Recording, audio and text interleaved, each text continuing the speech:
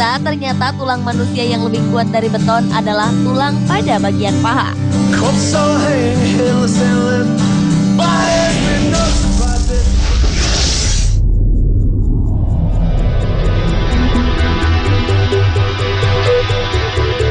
Bukanlah hal yang lazim jika manusia berurusan secara langsung dengan makhluk dari alam lain. Namun kenyataannya di zaman modern seperti sekarang, masih banyak orang yang karena berbagai alasan dan tujuan, justru sengaja berhubungan dengan para makhluk tersebut.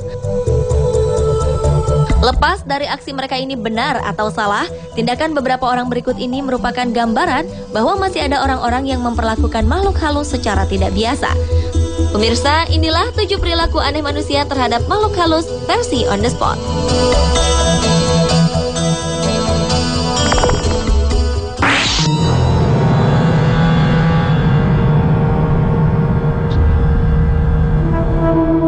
Adalah hal biasa jika sensus dilakukan terhadap jumlah penduduk di suatu wilayah untuk mengetahui populasi manusia yang hidup pada saat itu.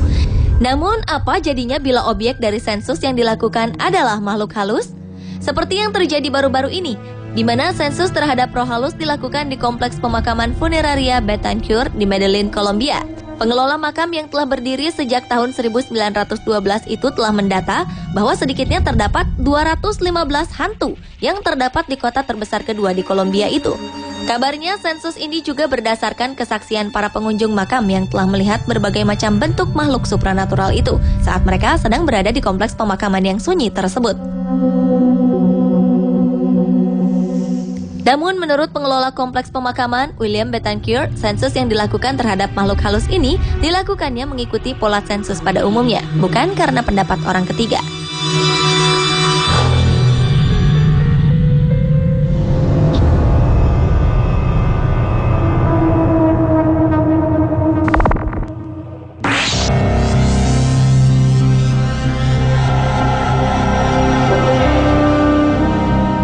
Cerita tentang tanjakan maut di sebuah jalan yang terletak di Subang, Jawa Barat ini tentu sudah tidak asing lagi bagi warga Bandung dan sekitarnya. Konon berawal saat seorang kernet angkutan umum yang bernama Emen yang mengalami kecelakaan hingga tewas ketika kendaraan yang ditumpanginya terbalik di tanjakan tersebut pada tahun 1960-an.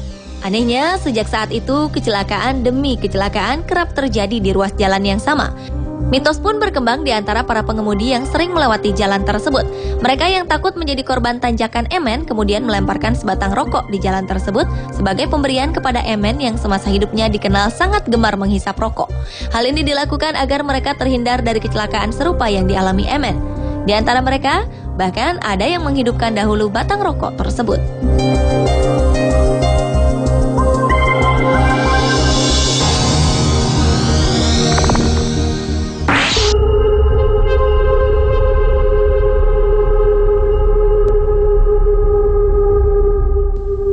Dalam budaya Cina, menghormati orang yang telah meninggal merupakan kesolehan yang harus dilakukan oleh mereka yang masih hidup. Hal ini adalah bagian dari ajaran Konghucu yang merupakan etika bagi masyarakat Cina dalam memperlakukan arwah leluhur yang telah meninggal.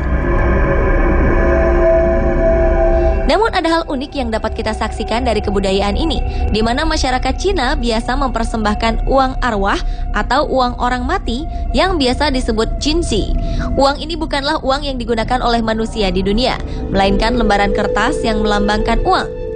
Saat uang ini dibakar di altar atau makam, masyarakat Cina percaya bahwa nilai uang ini akan ditransfer kepada leluhur di akhirat. Pada uang arwah terdapat 2 jenis, yaitu uang emas dan uang perak, di mana uang emas digunakan sebagai persembahan untuk para dewa, sementara uang perak digunakan sebagai persembahan untuk leluhur.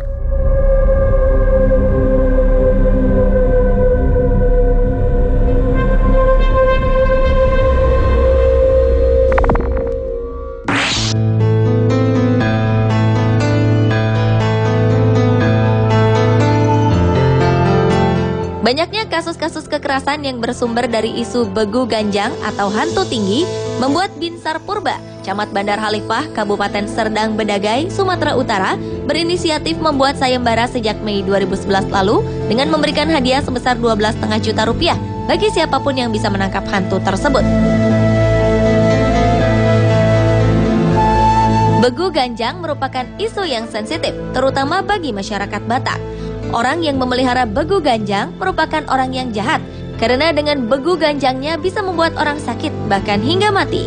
Sebab itu, jika seseorang dituding memelihara bego banjang, maka ia akan dimusuhi semua warga.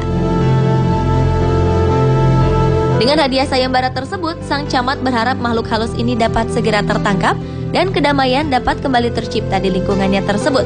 Namun hingga kini belum ada satu orang pun yang datang dan mengklaim hadiah tersebut.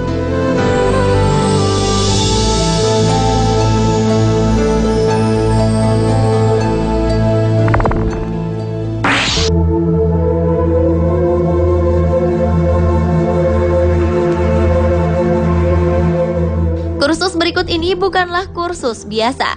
Sebuah kelompok di Illinois, Amerika Serikat pernah membuat lokakarya tentang tata cara pengusiran hantu pada November 2010 lalu. Lokakarya tersebut diselenggarakan atas permintaan masyarakat yang semakin sering diganggu oleh makhluk halus di lingkungan tempat tinggal mereka. Seperti diberitakan Catholic News Service, tujuan lokakarya tersebut adalah untuk mengajarkan tokoh agama tentang tata cara melakukan ritual upacara tertentu. Namun tidak dijelaskan mengapa peningkatan terhadap permintaan pengusir hantu ini dapat terjadi.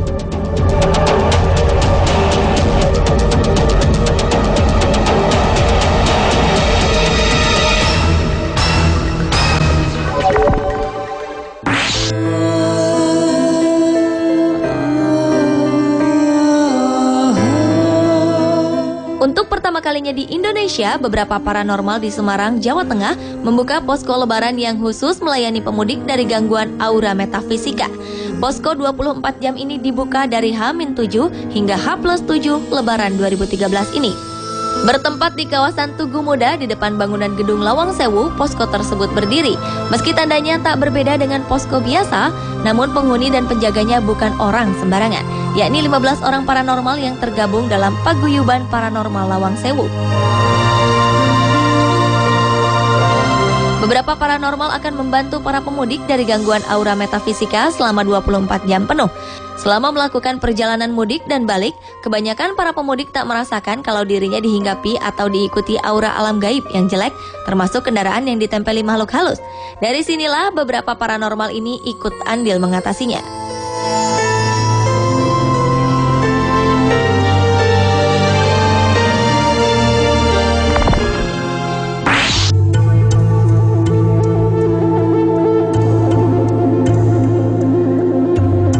Selanjutnya, di internet kini banyak situs jual beli yang rupanya menjadikan makhluk halus seperti jin sebagai objeknya. Mereka yang memasang iklan biasanya menawarkan jin untuk menemani pembelinya kemanapun mereka pergi. Hal ini dipercaya akan membantu kemudahan penggunanya dalam melaksanakan berbagai aktivitas dan demi mendongkrak karir maupun usaha mereka. Namun karena jin merupakan makhluk gaib yang tak kasat mata, tentu saja calon pembeli tidak tahu bagaimana bentuk dan sosok jin yang akan mereka beli. Mereka hanya harus yakin saja bahwa dirinya tidak menjadi korban penipuan. Pasalnya harga yang ditawarkan pun tidak sedikit. Harganya bisa mencapai angka jutaan rupiah. Sebuah kenyataan yang miris, karena sebenarnya cukup dengan doa dan usaha, setiap orang dapat meraih kesuksesan dan keberhasilan.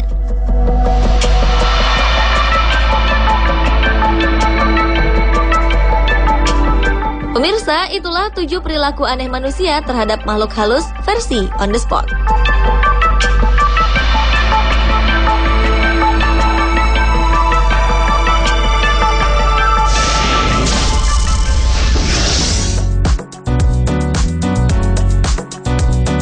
Mengapa bunglon mengubah warna tubuhnya?